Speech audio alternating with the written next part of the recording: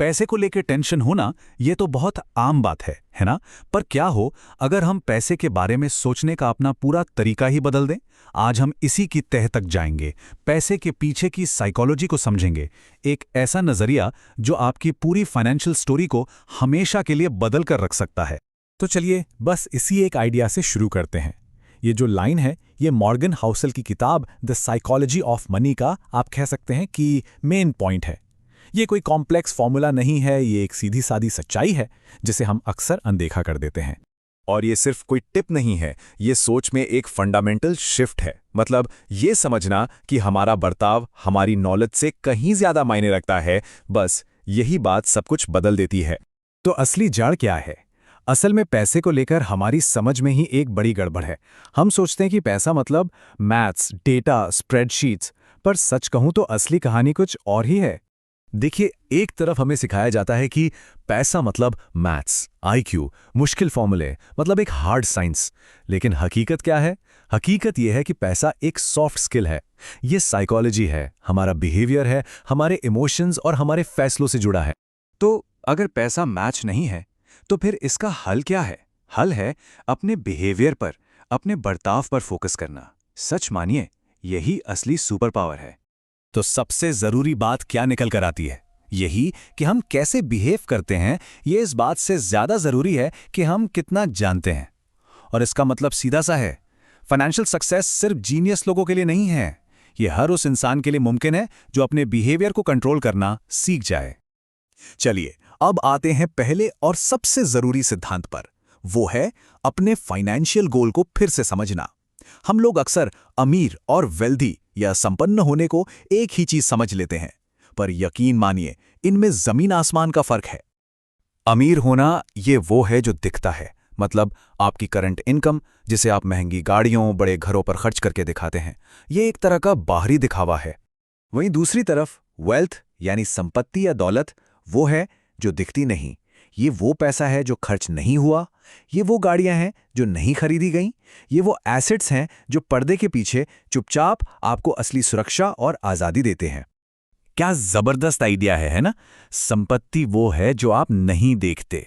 मतलब असली दौलत दिखावे में नहीं, बल्कि उन फाइनेंशियल एसेट्स में है जो आपको फ्यूचर में फ्रीडम देंगे। और यहीं से ये कमाल का फॉर्मूला निकल कर आता है। बचत यानी सेविंग्स बराबर है इनकम माइनस ईगो। सोचिए जरा, बचत सिर्फ पैसा किनारे रखना नहीं है, ये अपने ईगो को, अपने अहंकार को कंट्रोल करना है। जैसे ही दूसरों को दिखाने की चाहत कम होती है, सेविंग्स अपने आप बढ़ने लगती है। ठीक है, अब आते हैं दूसरे बड़े प्रिंसिपल पर, और ये है भविष्यवाणी करने की कोशिश करने के बजाय बस गेम में टिके रहना, सरवाइव करना। जरा इस नंबर पर गौर कीजिए, 81.5 बिलियन डॉलर्स। ये वॉरेन बफेट की 84.5 बिलियन डॉलर की नेटवर्थ का वो हिस्सा है जो उन्होंने अपने 65वें जन्मदिन के बाद कमाया। सोच सकते हैं, ये है लॉन्ग टर्म में टिके रहने की, कंपाउंडिंग की असली ताकत। तो बफे का स्किल तो इन्वेस्टिंग है ही, पर उनका असली सीक्रेट क्या है? वो है टाइम। बाजार में लंबे समय तक टिके रहना ही उनकी असली जीत है। समय से बड़ी कोई ताकत नहीं है। देखिए, वेल्थ बनाने और वेल्थ बनाए रखने में दो अलग अलग माइंडसेट लगते हैं। वेल्थ बनाने के लिए आपको रिस्क लेना पड़ता है, ऑप्टिमिस्टिक रहना पड़ता है, लेकिन उसे बनाए रखने के लिए ठीक इसका उल्टा चाहिए। आपको हम्बल रहना होगा, थोड़ा डरना होगा कि जो बनाया है वो छिन भी सकता है। तो कुल मिला के बात यह है कि आपकी स्ट्रैटेजी का मेन फोकस होना चाहिए सर्वाइवल। बड़े बड़े रिटर्न्स के पीछे भागने से ज्यादा जरूरी है कि आप मैदान में टिके रहें, टूटे नहीं। आपकी स्ट्रैटेजी अनब्रेकेबल होनी चाहिए। और अब आते हैं तीसरे और शायद सबसे गहरे प्रिंसिपल पर, कि आखिर ये सब हम कर क्यों रहे हैं। पैसा कमाने का, वेल्थ बनाने का असली मकसद, असली इनाम क्या है? ये कोट अपने आप में सब कुछ कह देता है। वेल्थ का सबसे ऊंचा रूप यह है कि आप हर सुबह उठकर कह सकें, आज मैं वो कर सकता हूं जो मैं करना चाहता हूं। बात साफ है, पैसे की असली कीमत लग्जरी चीजें नहीं, बल्कि अपनी जिंदगी और अपने वक्त पर पूरा कंट्रोल होना है। सोचिए, दुनिया की किसी भी महंगी चीज से ज्यादा कीमती क्या है? अपने वक्त पर अपना कंट्रोल होना, अपनी शर्तों पर अपनी जिंदगी जीना। असल में वेल्थ बनाने का सबसे बड़ा मकसद यही होना चाहिए। तो जब आपके पास अपने वक्त पर कंट्रोल होता है तो क्या मिलता है? आप अपनी शर्तों पर अपना रास्ता बदल सकते हैं।